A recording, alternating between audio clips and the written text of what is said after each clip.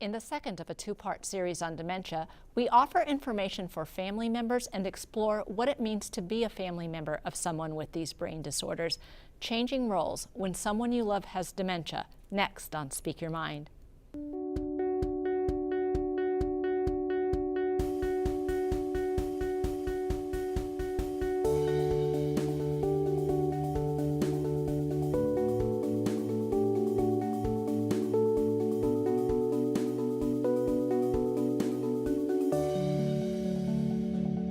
Welcome to Speak Your Mind. I'm Dr. Carolyn Phelps, licensed psychologist with the Human Development Center. It's estimated that between 4 to 5 million Americans are currently living with some type of dementia. Multiply that number by the number of their family members, and we begin to see the scope of these diseases, because these brain disorders don't just affect the individual, they affect the entire family system, both emotionally and practically.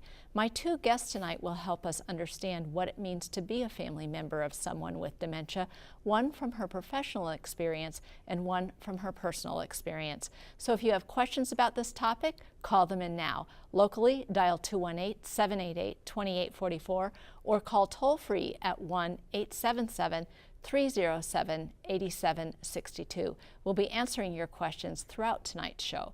Joining me is Jenna Pogarels, who works with the Alzheimer's Association of Minnesota and North Dakota, helping individuals living with Alzheimer's and their families, and Brittany Hansen, whose father was diagnosed with younger onset dementia 3 years ago at the age of 57. She shares her journey over these last 3 years.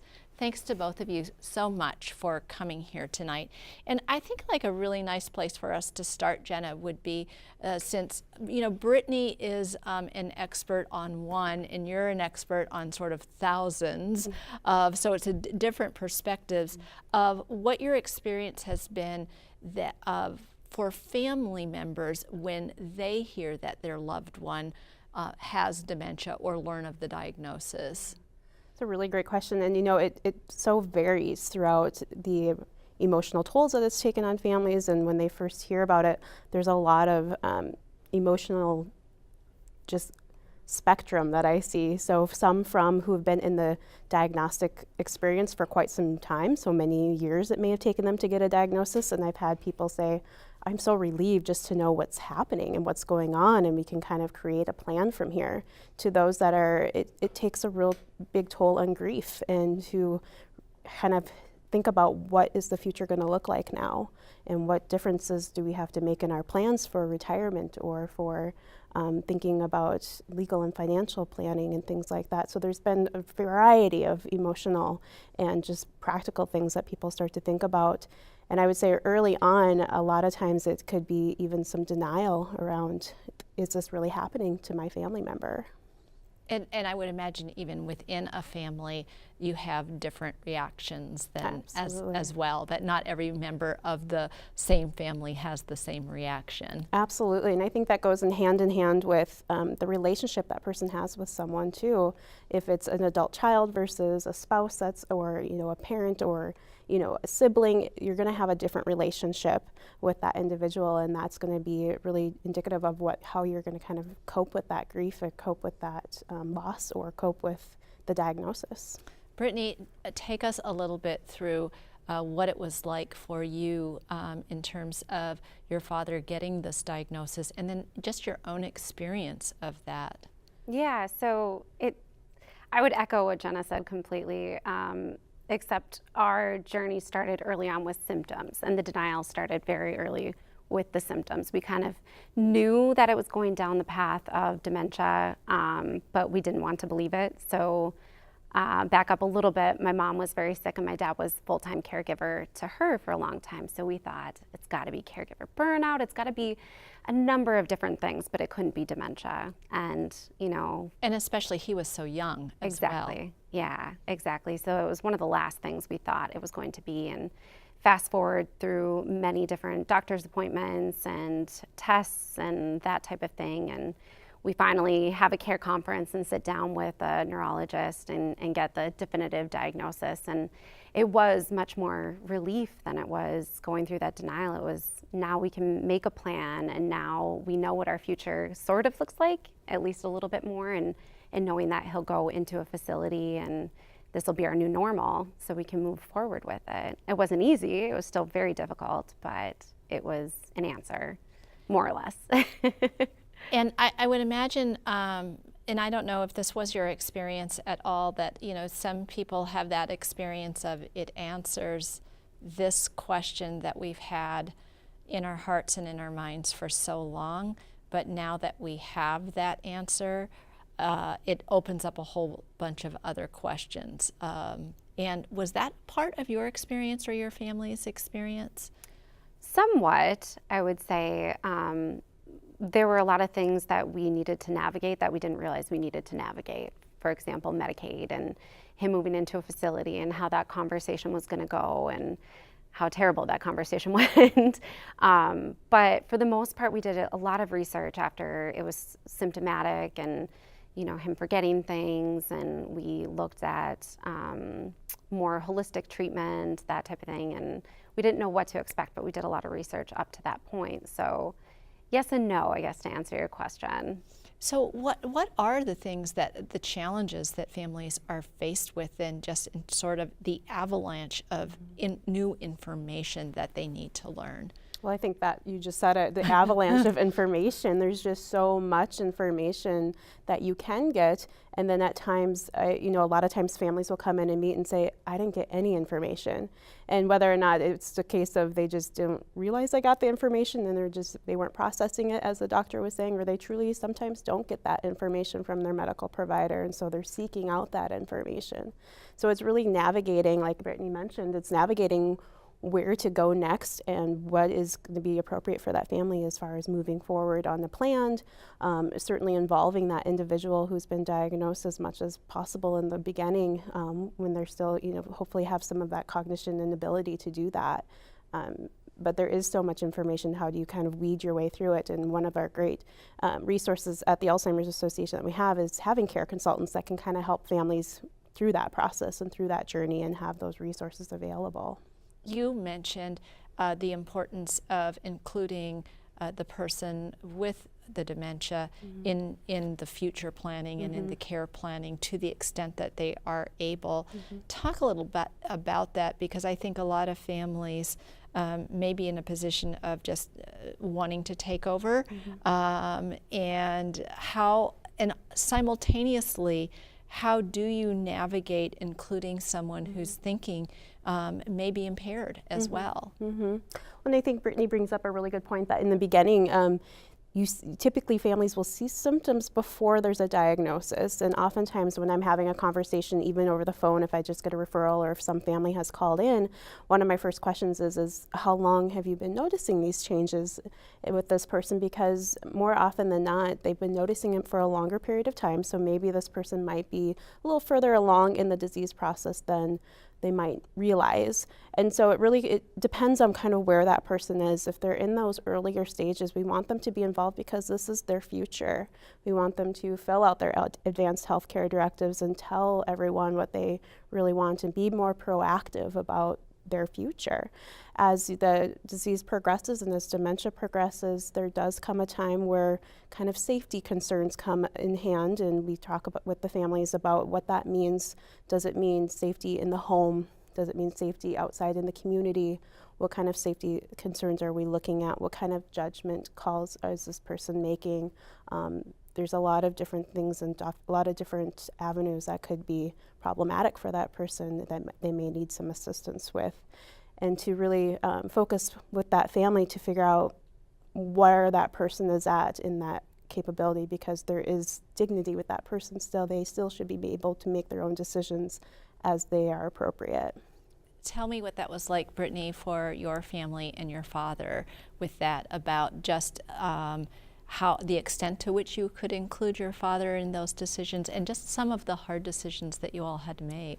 Yeah. Well, after my mom passed away, we kind of focused on getting my dad used to this new normal for him when he was experiencing a lot of the symptoms of dementia. So we kind of brushed some of those things off, and we're just like, okay, he's never handled the finances before, so he has to learn this. Or he's grieving. Exactly, yep, exactly. And so when he finally had the diagnosis and we had a conversation about his safety and concerns for him living out on a farm in North Dakota by himself, we tried to include him in that conversation and explain to him how we wanted him closer to grandkids. We wanted to know he was safe, and it was just a terrible conversation, as I mentioned earlier, because he completely closed off. So I don't know if we waited too long, or if we should have had that conversation earlier on, if it would have made a difference, or if it's just where he's at, with his personality too, and what contributing factors were there. But it was very difficult to even approach it, and there were a lot of tears, and he was really upset and closed off, and it was hard, really hard to see him react that way. And how did you take care of yourself through all of that, especially in that beginning part? I don't know. I just did. We had a new baby after my dad was diagnosed, and things just kind of happened. You get through it, and you get through the fog, and I'm still getting through it, and I haven't figured out a perfect approach to it, to be honest, but I'm just getting through it one day at a time. And what's helpful for you? So, for example, you had a child, yep. and that's a big change too. Yes. And a welcome change, but still another big change. And does having your child provide you with sort of another, I don't know if it's a positive distraction or from what you're dealing with your father? Yeah, I would say so. It's definitely maybe a positive distraction. It's a good thing we've had a daughter since then too, so we have 2 kids to keep us busy, and I'm busy with my work as well, so being able to focus on my career is another outlet for me, for my mental health as well, and to just focus on that when I can. I wish I could say that I focus on exercising as a good positive outlet, but not as much as I should. What's your experience of people and their ability to take a step aside? We often say, I know that for the person living with dementias, the more we can keep them engaged in the community, the better. But it seems like caregivers and care partners need that same notion of staying connected to their communities that they had in their social support. Talk about what you see are the challenges for family members with that. Yeah, and I would say even more so than the person living with dementia. There's a lot of caregiver burnout and stress that goes along with caring for someone with dementia, and so it's really important for that individual to practice self-care wherever that may be. And so one of the big things that we talk about during our meetings pretty early on is how that caregiver is taking care of themselves, and that becomes a big component because you're only able to care as much as you're able to care for yourself. And so even thinking of plan B if something should happen to that caregiver, who are the support networks that you have and you can rely on? One of the best tools that I share with families from our website is we have a care calendar, and it's really a system where you can go in and set up a community of care. So you can set it up as yourself, as you the care coordinator, and then invite others to come in. So maybe you need someone to take on meals Monday, Wednesday, and Friday evenings, or drive to medical appointments. You're able to kind of put that on the calendar so everyone can kind of see it. If someone's not able to do that on a computer, you can certainly do that with pen and paper. So there's a lot of strategies that we can help to provide those through our helpline, through a lot of the meetings that we do, but we do try to emphasize a lot for those caregivers because it is so important for them to care for themselves, and it should be almost on top of their list, and oftentimes it's down here on the bottom of their list. And so it's really important as professionals to really recognize that and recognize depression that goes along with being a caregiver at times too, and recognizing that and getting them the support they need. Brittany mentioned that that her job also is a source of something positive, not just that you do for yourself, but that it's something positive that you do for your mental health in all of this. And I know that there are some people who feel guilty if they're doing things for themselves Mm-hmm. And what would you say to those people out there in TV land? Yeah, quite simply, don't feel guilty. If I, if I could just have that magic wand and say, don't feel guilty, I would do that all over TV land. But it really does take a toll on caregivers emotionally to get over that feeling of guilt, get over that feeling of wanting to do more and not being able to do more. And I don't think there's any one simple answer we can give, but to keep reaching out for support and looking to those close to you for that support. And sometimes it's within our own household, sometimes it's outside of the community, and sometimes it's in our church community or our work community. It's out there, and if we ask for the help, it's 9 out of 10 times people are willing to say yes, and I'm there for you, and what do you need? I often will tell caregivers to just put the top 5 things that they really don't like doing throughout their day, whether it be grocery shopping or taking the dog for a walk. Just keep that list on your refrigerator, and when someone says, what can I do for you? You have a go-to list to say, oh, you know what? Can you go grab these things at the store? Because oftentimes, if a neighbor or a friend says, what can I do for you? There's just so much that can be done that you don't know what to tell them, or you don't want to burden them with something, and it's really not a burden if they're asking. And so you and I think that Brittany's doing a great job, that she even identifies, like, this is really a good thing for my mental health for me to be doing, and that you're doing it. And so I think what I always love when we have people with lived experience is that you have this wonderful role model sitting right here and everybody has their own way of navigating this, but for people to be able to see a role model, that's just that's very inspiring to all of us, I think, because I think we could all be in Brittany's shoes, Absolutely. and we don't know when that might happen. You have siblings. Yes. And in these situations, sometimes that's a blessing, sometimes that's a curse, depending on your family. How have you siblings sort of navigated your sister-brother relationship in all of this? It's been unique and difficult at times. I would say I have 2 brothers and a sister, and they've all been very, very supportive throughout everything. It takes a village is really true with something like this. So I have supportive siblings and supportive extended family as well. My siblings and myself, though, have really come together throughout this and worked to navigate and divide and conquer in certain ways. So one person really takes care of the medical stuff, another person really takes care of the financial things, and we talk conference calls probably once a month just to navigate everything and decide on the best care for my dad, knowing that it's all about him, But there are stressors at times too.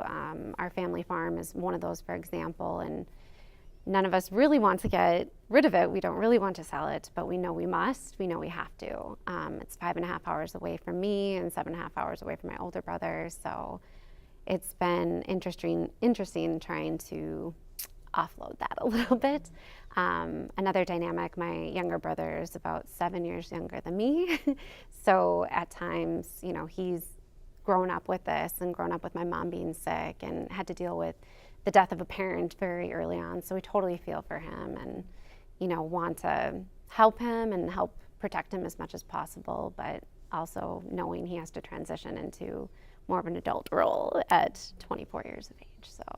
So she brings up a really great point, which is that sometimes siblings are in really different life spaces too, and that the being in a different life space can almost complicate this huge major stressor that's just befallen on the family. And I think the other point that I want to point out is that Brittany, your family has gone from super major stressor number 1 with your mother's illness and death, and then had maybe 2 eye blinks before you're in super stressor number 2. And what have you seen, Jenna, also with the experience of families coming in already having had experienced multiple stressors, families maybe being in different life spaces, and how that affects their ability to cope. Yeah, and you have to kind of have to think about it that each person is now taking on a dual role if they didn't have it before. So now, in the instance of Brittany, she's an adult daughter, but she's also now caregiver and kind of doing a role reversal with parent, and so now doing a lot of responsibilities that her dad may have had, when they were growing up. And so there's a lot of dynamics there of just reversing those roles for the adult children. And you'll see amongst the spousal relationships, there's also a dual relationship popping up of the spouse, and then there's another relationship of being a caregiver and what that looks like. And a lot of times when I'm with especially spousal caregivers, I'll ask them, how much of the time do you feel like a caregiver versus a spouse? And about 9 out of 10 times, there's about 85% of that time that they're feeling like a caregiver, and about 15% they're feeling like a spouse. And when you're in a role such as Brittany's, where she's caring for children now, and she's in her own kind of that sandwich generation they call of caring for young ones and then also caring for your parents, it can add some definite stressors to that. And to have the, kind of the stressors that before having dementia come into can cause a lot of more grief and loss. There's a lot of different types of grief that go along with having an illness and having a parent pass away, and having a parent with dementia or Alzheimer's disease. There's a lot of different types of grief out there that one has to kind of deal with and cope with. I want to talk about that grief in a second, but here is a woman from Duluth, a person with early dementia living alone, getting cataract surgery, needs help with care such as eye drops, and wondering if there is support available. And that just brings up if you are a person living alone with early dementia, what is the support that's available then? Yeah, so one great resource out there is to connect with providers to see if there can be some in-home nursing help to be brought in through home health care. You can certainly reach out to us on our 24/7 helpline, and we can provide some resources in the area to really start to connect with other family members or other friends in the area that can kind of help with that, whether it be transportation or if needing nursing, it would be good to go through their medical provider to see about in-home health care, which most of the major health professions do have now. So that would be a good place to start, is to kind of look what resources are they using already for that piece. And we have the Alzheimer's organization 24/7 helpline. I think this would be probably a good time to put that up there for the viewing audience to see. And the viewers can call this helpline for, I would imagine, 24/7 support, just like just like it says. We're running short on time, Brittany, and I'm wondering what you would want our viewing audiences to know in terms of if there's a brand new family out there and they've just received the diagnosis, what would your message to them be? That's a really deep question. Probably just to know that it's okay to ask for help. You don't have to go it alone, even if you do have a good support system. There's so many great resources that as Jenna mentioned, I think that we kind of had blinders on after we got the diagnosis, and we were probably given a lot of great resources and totally forgot about them. So just reaching out to Alzheimer's Association, calling anybody to discuss what help there is out there, I think, and ask. There's no wrong question to ask there. Any question is a good question about it. So. I think that's an excellent message. Yeah. And just to clarify, the Alzheimer's organization is not just for Alzheimer's type dementia either. Correct. Right? We work with all types of dementia, so anybody that's experiencing memory loss or even is trying to find where to go next if they're having concerns that there might be a dementia diagnosis in their future. Anybody with concerns, please reach out to us, and we're happy to help. Thanks to both of you for being on tonight. And I just so appreciate Jenna, with her professional experience and who she's a wealth of resources, I have to tell you that in my work, when I encounter people and family members much like Brittany and who are in just sort of the new stages of finding out that their loved one has dementia, I'll tell you what I say. I say, oh, you want to call Jenna at the Alzheimer's organization. And of course, our very special thanks to Brittany for really being a role model of poise and of understanding that it is a challenge to walk through, and it's possible to walk through that challenge. Please do what she says and reach out for help. Don't wait to reach out for help. Reach out for help before you think you need the help.